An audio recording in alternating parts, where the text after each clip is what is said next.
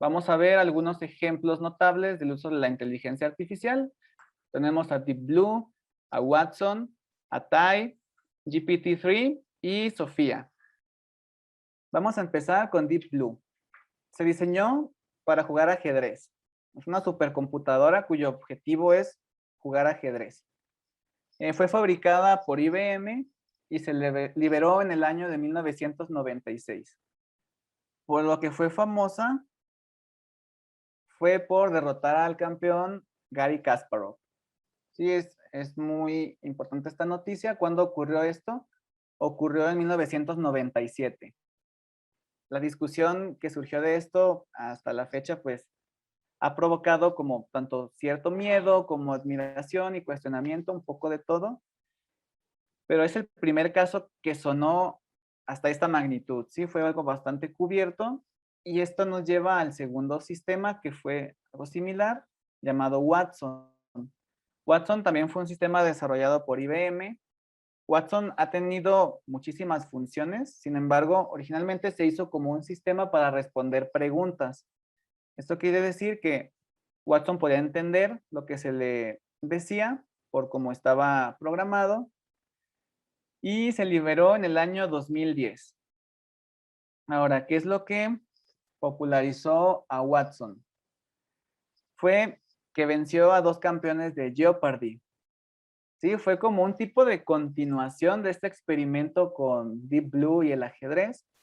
Sin embargo, como pues las técnicas de inteligencia artificial ya habían avanzado, lo que hacía este sistema Watson era conectarse a pues la información que había en internet originalmente para poder tener cierto entrenamiento y cuando se le hiciera una pregunta, pues fuera capaz de relacionarlo. Entonces aquí el reto era interpretar lo que le estaban preguntando, hacer la búsqueda entre toda su base de datos y entonces a partir de eso dar una respuesta y pues competir con la velocidad de respuesta que dieran los humanos.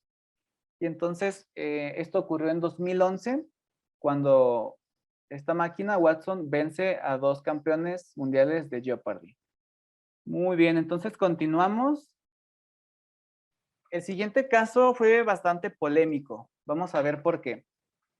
Este fue un agente conversacional, quiere decir que es un programa informático que simula una conversación y este agente se enfocaba en la interacción por texto. Su nombre fue Tai y fue fabricada por Microsoft. Se liberó en el año 2016 y su objetivo fue la interacción con los usuarios por medio de la red social Twitter. Pero, ¿qué es lo que hizo tan polémico el caso de Tai? Que realmente no duró ni un mes y se retiró muy rápido del mercado. Vamos a ver esta noticia. ¿Qué dice? Tai, la robot racista y xenófoba de Microsoft. Entonces, ¿qué es lo que ocurrió con Tai? Este agente fue liberado con el objetivo de que en Twitter conversara con los usuarios y fuera aprendiendo sobre cómo le hablaban. Entonces, poco a poco iba incorporando vocabulario que iba aprendiendo de todas las personas que hablaban con ella. Entonces, ¿qué ocurrió aquí? Muy rápidamente, Tai comenzó a insultar a las personas y hacer distintos tipos de insultos, tanto racistas y xenófobos, como machistas, homofóbicos, etcétera. Entonces, la mayoría de las personas, pues con esa intención de que aprendiera estas cosas, pues lo hicieron inmediatamente orientado a eso y pues Tai no tenía ningún tipo de filtro al respecto. Tai estaba programada para aprender de todo y pues fue un escándalo bastante grande y por eso fue retirada muy poco tiempo después de haberse liberado. Ahora, ¿cuál es la lección que nos deja Tai? Esto ha sido bastante interesante para poder discutir sobre, primero, la ética en el desarrollo de agentes de inteligencia artificial, ¿sí? Realmente, pues, es importante poner esto sobre la mesa y no solamente guiarnos bajo criterios técnicos. Digamos que, pues, hay dimensiones un poco más complejas que se tienen que tener en cuenta y también, pues, esto incluye el debate de, bueno, debe haber ciertos límites desde un inicio para un agente y cómo nos vamos a guiar para poner esos límites, los criterios de quién son los válidos, la ideología de quien lo desarrolla, queda plasmada en el agente, tiene algunos sesgos ya desde el inicio o qué es lo que ocurre aquí. Entonces, estas cosas se han vuelto bastante interesantes. Este es un ejemplo bastante claro. Y entonces, sobre todo está esta cuestión, ¿qué tan rígido, qué tan flexible debe ser esto? ¿Sí? Para evitar que ocurran estas cosas. Vamos a continuar entonces con el siguiente. El siguiente caso es el sistema llamado GPT-3. Este es un sistema de generación de textos. Entonces, más allá del caso de Tai, por ejemplo, o el caso de Watson, que son preguntas y respuestas que tienen que empatar de alguna forma para simular esta conversación, GPT-3 lo que hace es ir todavía más allá. Entonces genera textos nuevos, simulando como los haría un humano. Este sistema fue desarrollado por OpenAI, es una empresa, y lo liberó en el año de 2020. Realmente, pues, es bastante reciente. ¿Y qué fue lo que hizo famoso a GPT-3? Han sido varias cosas. Realmente, pues, es un sistema muy avanzado, con mucho potencial. Sin embargo, esta noticia fue bastante sonada el año pasado. ¿Qué es lo que ocurría en este caso?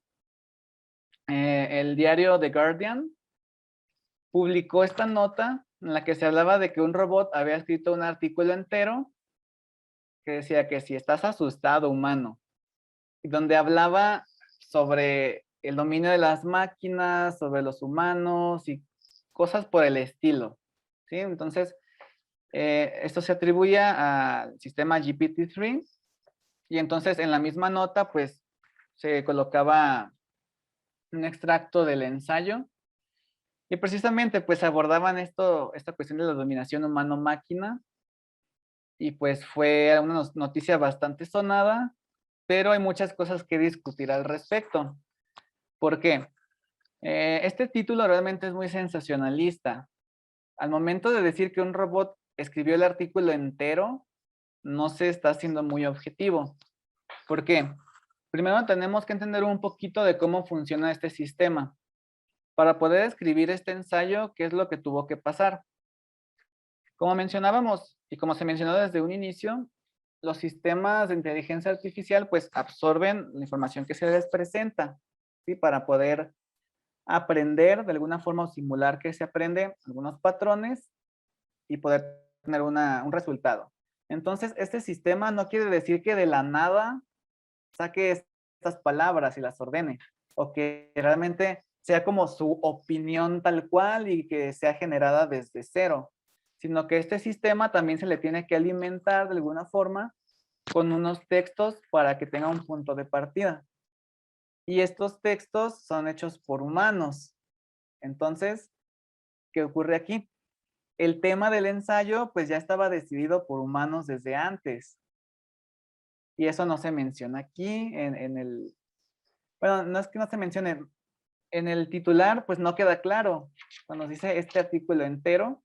Y más allá de eso, del punto de partida, ¿qué ocurrió? Este sistema entonces, de acuerdo con los textos, genera un resultado.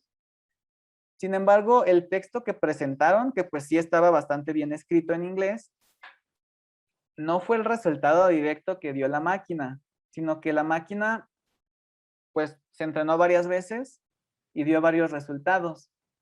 ¿Qué pasó hasta el final? También algunos humanos seleccionaron los extractos que les parecían mejores y que tenían una cierta coherencia y los unieron.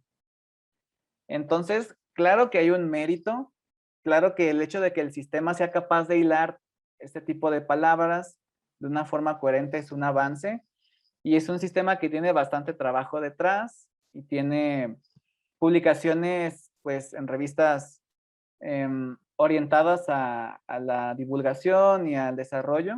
Sin embargo, es interesante saber lo que ocurrió con esta nota porque esto tiende a inflar las expectativas de la inteligencia artificial. Ahora, el último de los sistemas de la lista es Sofía. Sofía es un robot que tanto puede imitar expresiones faciales como conversar. Fue fabricada por la empresa Hanson Robotics y se liberó en el año 2015. Ahora vamos a ver qué fue lo que hizo famosa a Sofía. Lo que se mencionó hace un momento, en 2017, en octubre, Sofía fue el primer robot en obtener una ciudadanía.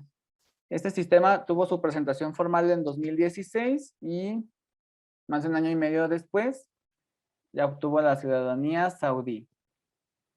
Vamos a hablar sobre algunas reacciones que hubo al respecto. Para eso necesitamos la siguiente nota. ¿Qué es lo que dice este encabezado?